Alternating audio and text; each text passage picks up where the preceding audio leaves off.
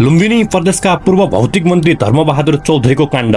जनताको पसिनाले भरिएको कर, त्यसै करको पैसाले बन्नुपर्ने थियो विकासको बाटो, तर यहाँ बाटो बनेन, घुसको दलदल बन्यो।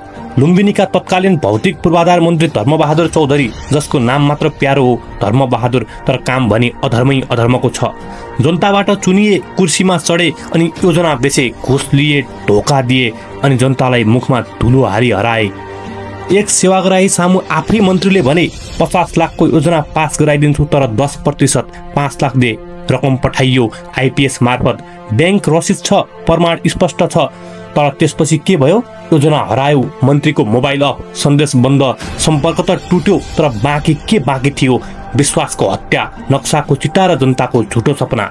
जब सेवाग्राहीले पैसा फिर्ता मागे, मन्त्री उल्टै गर्जिए, पैसा किन फिर्ता? तँलाई बाँच्न मन छैन?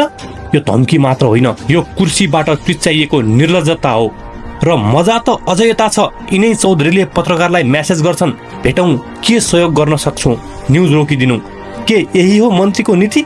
पत्रकारलाई चुप लगाएर अपराध ढाक्ने नीति? चौधरी बर्दियाका सांसद समेत हुन्, नागरिक उन्मुक्ति पार्टीका प्रमुख सचेतक समेत हुन्, तर आज उनी पार्टी होइन, पापको प्रतीक बनेका छन्। बर्दियाका जनतालाई झुटो बोलीले नै फसाएर सांसद बनी मन्त्री समेत पड्काएका धर्मबहादुर चौधरी उसो त बोल्नमा निकै खप्पिस छन्।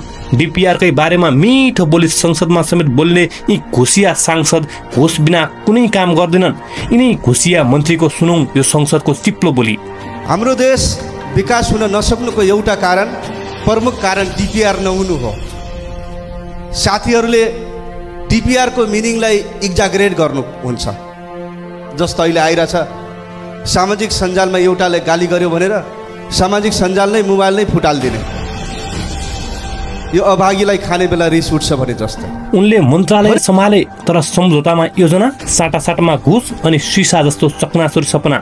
जुन डिपिआर विकासको ज्यान हुनु पर्थ्यो, आज त्यो डिपिआर घुसको रेटमा बेचिने कागजको टुक्रा मात्र बनेको छ।